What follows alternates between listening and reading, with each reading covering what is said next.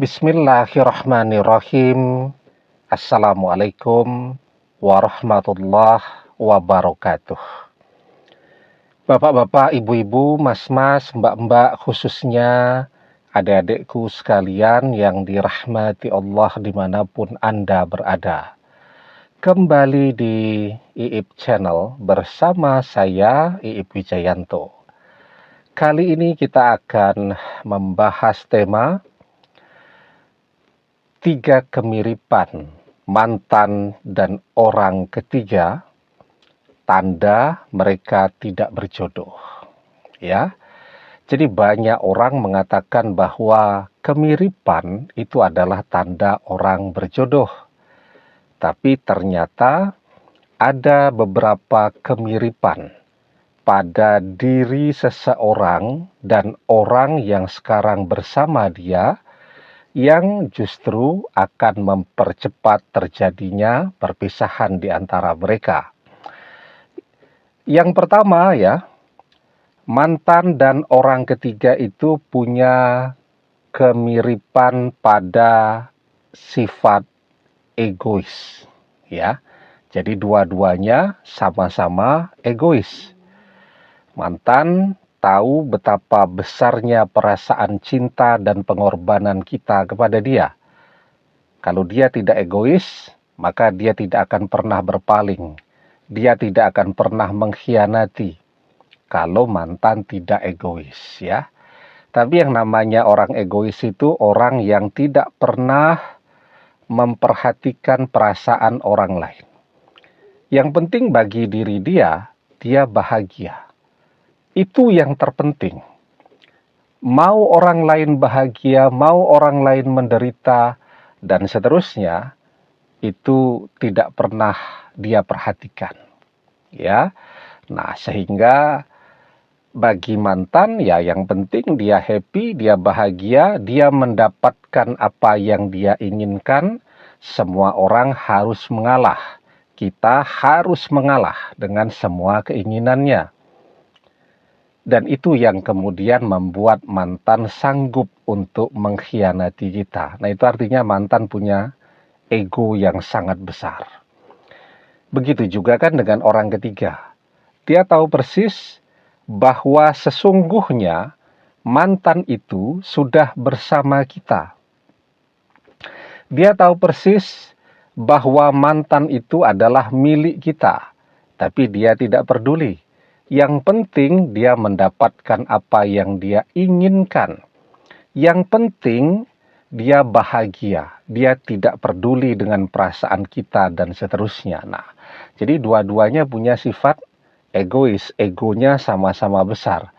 Orang yang bersama dengan pasangan dengan ego yang sama-sama besarnya, cepat berpisahnya.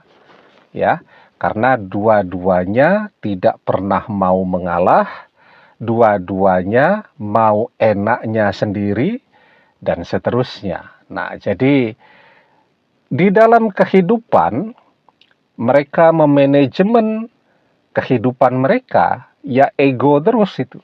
Ya, jadi misal yang paling sederhana saja, mau makan apa nih hari ini? Dua-duanya punya keinginan dan dua-duanya mau didahulukan. Maka apa yang terjadi? Untuk memilih makanan saja itu orang bisa bertengkar. Ya. Jadi itu yang pertama. Yang kedua, mantan dan orang ketiga juga punya kemiripan, yaitu sama-sama suka selingkuh, mudah jatuh cinta, mudah tertarik kepada orang lain, mudah tergoda. Nah, ini juga akan mempercepat terjadinya perpisahan kan. Yang namanya ketertarikan kepada sesuatu itu muncul ketika belum bisa didapatkan. Tetapi setelah orang berhasil mendapatkannya, orang akan merasa bosan. Orang begitu tertarik misal pengen punya baju yang bagus. Setiap hari dilihat tuh iklannya. Tetapi begitu sudah berhasil dia beli, ya rasanya 2-3 kali dipakai biasa-biasa saja. Apalagi sudah berbulan-bulan, sudah bosan rasanya, pengen beli baju yang baru lagi, yang modelnya lebih baru, yang iklannya lebih hebat. Kan gitu. Nah, sehingga itu pula yang terjadi pada mantan dan orang ketiga. Menunggu waktu saja untuk orang yang lebih ganteng, yang lebih cantik bertemu dengan mantan ataupun orang ketiga, sehingga mantan ataupun orang ketiga ataupun kedua-duanya tertarik kepada orang-orang yang baru tadi. Jadi itu yang kedua, sama-sama mudah tergoda. Dan yang ketiga, sama-sama borosnya. Ya, sama-sama suka belanjanya, tetapi pada sisi yang lain sama-sama tidak pintar cari duit. Nah, itu ya. Jadi ya bagaimana tidak cepat berpisah kalau pengeluaran terus, pendapatan tidak ada. Ya, cepat sekali itu. Apa yang mantan miliki habis, kemudian tentu orang ketiga tidak mau lagi dengan mantan kalau mantan sudah tidak punya apa-apa. Nah, jadi sama-sama suka belanja, sama-sama tidak pintar cari duit, itu juga akan mempercepat orang untuk berpisah. Artinya dua-duanya sama-sama borosnya, ya.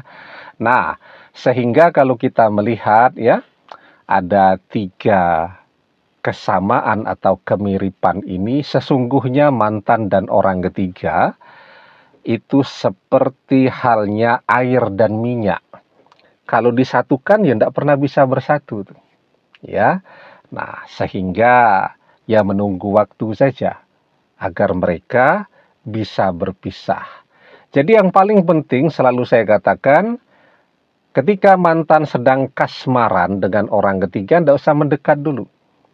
Karena dengan kita menjaga jarak itu memberikan kesempatan kepada mantan untuk mengenali orang ketiga seperti apa dan sebaliknya. Nah, semakin cepat mereka saling mengenal satu dan lainnya, semakin cepat pula mereka kecewa. Sekarang yang penting kita lakukan adalah memilih untuk diam. Ya, bahkan kalaupun mantan minta nasihat kepada kita, ya kita lebih baik diam saja. Toh mantan sudah memilih orang ketiga, artinya kalaupun mereka berpisah, itu perpisahan yang natural, yang alamiah karena faktor mereka sendiri, bukan karena kehadiran kita. Ya, jadi kalau kemudian kita dan mantan berpisah karena faktor orang ketiga, nah maka yang paling penting kita juga jangan pernah menempatkan diri sebagai orang ketiga di dalam hubungan mantan dan orang ketiga. Jadi kita memilih untuk diam dan melihat, itu adalah yang terbaik. Man kana yu'minu billahi wal yaumil akhir falyakul khairan aw liyasmut. Barang siapa yang beriman kepada Allah dan hari akhir, hendaklah dia berkata yang baik-baik, tetapi jika tidak bisa, maka tentu diam itu menjadi lebih baik. Orang-orang bijak mengatakan bahwa di dalam diam itu ada puncak kebijaksanaan. Air beriak tanda tak dalam. Tetapi air yang tenang itu tidak bisa diukur kedalamannya. Artinya apa? Orang-orang yang bijak itu lebih banyak memilih untuk diam daripada terlalu banyak kemudian mengatakan sesuatu tetapi kurang manfaatnya. Demikian, semoga bermanfaat. Wallahu a'lam bissawab, billahi taufik wal hidayah. Assalamualaikum warahmatullahi wabarakatuh.